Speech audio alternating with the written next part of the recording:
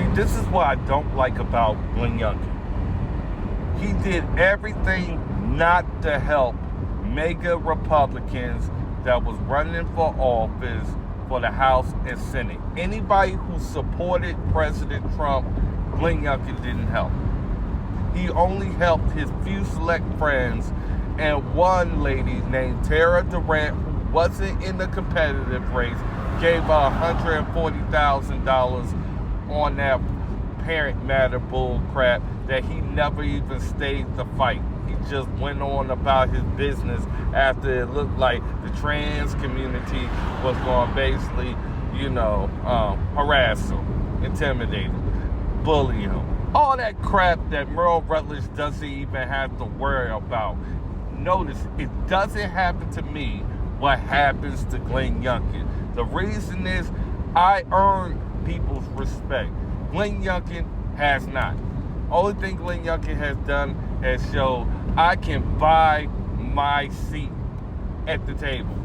But the thing is now, Merle Rutledge, like Roman Reigns, is the head of the table right now. It feels good.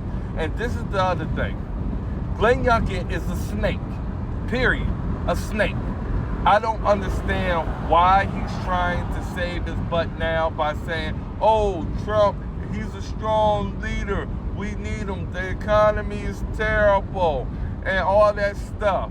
And we need a secure border. Youngkin, you knew that from the beginning. You knew Trump was the man for the job from the beginning.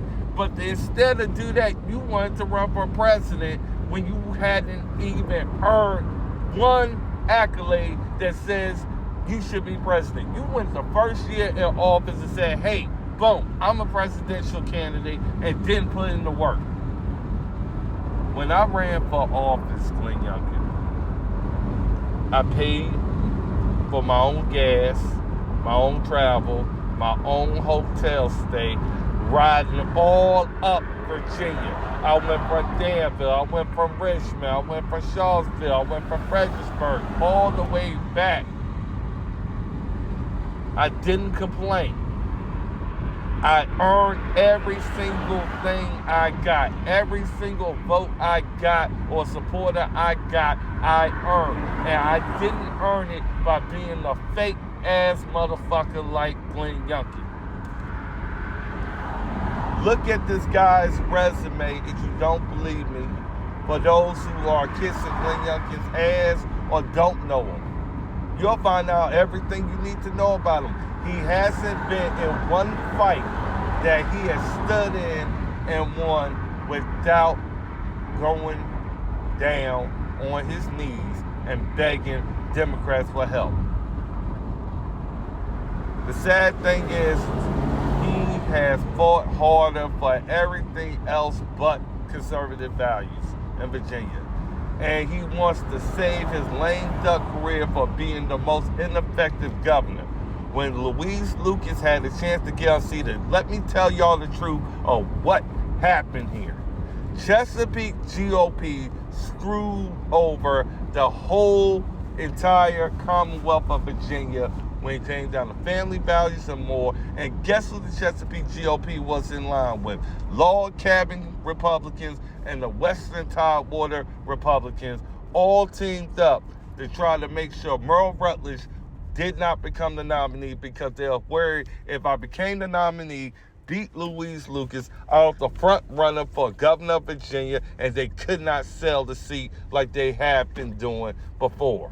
The reason why Governor Youngkin is the way he is right now is because of them faggots in the Chesapeake GOP. Hey, LGBTQ community, when I say faggots, whores, sluts, all that stuff is meant for the Chesapeake GOP. That's why we are going through this mess, people, because of Nicholas Prophet and Al Cobb.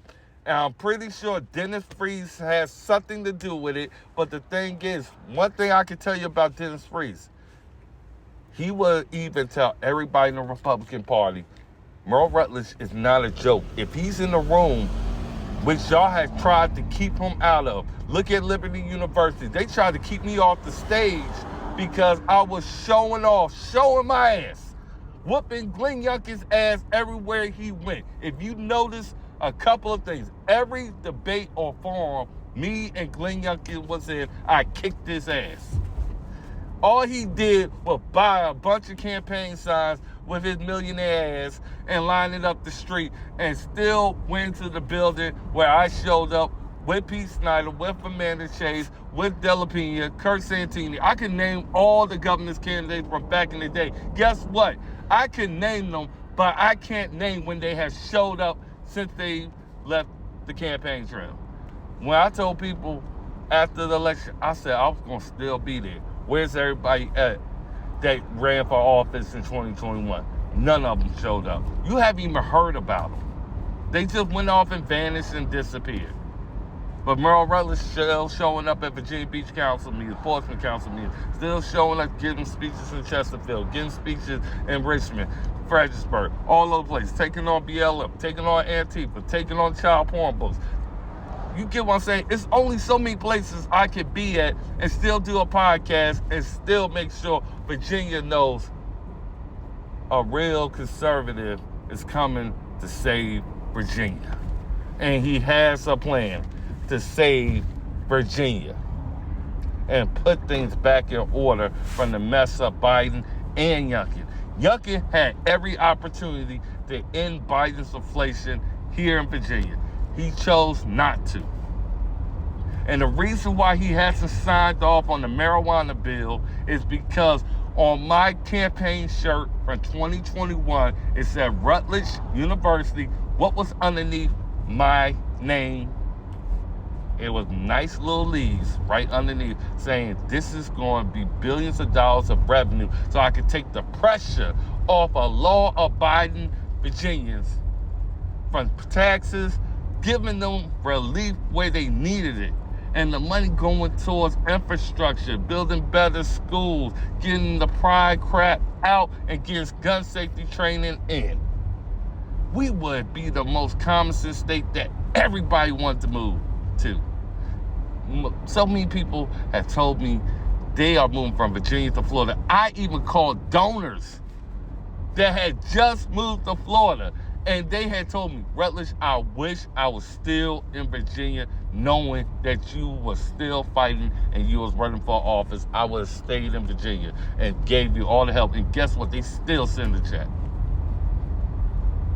We had to not accept any more checks after the fact, after they found out who was running against Louise Lucas at the end. And you tell me this, anybody looking at that race, go back, I don't care if you're a critic or not, look at who Louise Lucas faced. Do you even know or ever heard of that person? They put any Tom, Dick, and Harry up there, and guess what? Everybody in Virginia is suffering looking at Louise Lucas say, it's my prerogative. And Louise Lucas and Don Scott and the rest of them, you ask them directly, just go to them. Are you more worried about Glenn Youngkin, or are you more worried about Merle Rutledge? And you know what they're going to say? We worried about Merle Rutledge because he'll tell his own side to go fuck themselves if they try to fuck with him. And when I do say it, it's because I know somebody is trying to hurt the Republican Party and its values. There's a difference between hurt somebody's feelings and their personal interests. That's Youngkin. I'm Republican. That is a rhino Democrat. And I don't care how much Youngkin tries to kiss President Trump's ass. Actions speak louder than words. Look at Youngkin's actions while President Trump has been running. And guess what you'll find? You'll find out, well, it looks like you didn't do shit for him, but it's kind of odd once your popularity started drying up that now all of a sudden you have to backtrack now. Now you have to all of a sudden do what you can to save your career. And what it boils down to, Governor Youngkin is going to be known as the worst Republican governor ever in Virginia. He probably won't even be remembered after this term because people say, I didn't even know he was governor. It looked like Lucas was running everything because it is. One more thing about the budget. Lucas doesn't need Youngkin for the budget. That budget is Lucas' budget. right there, and it's going to be lost.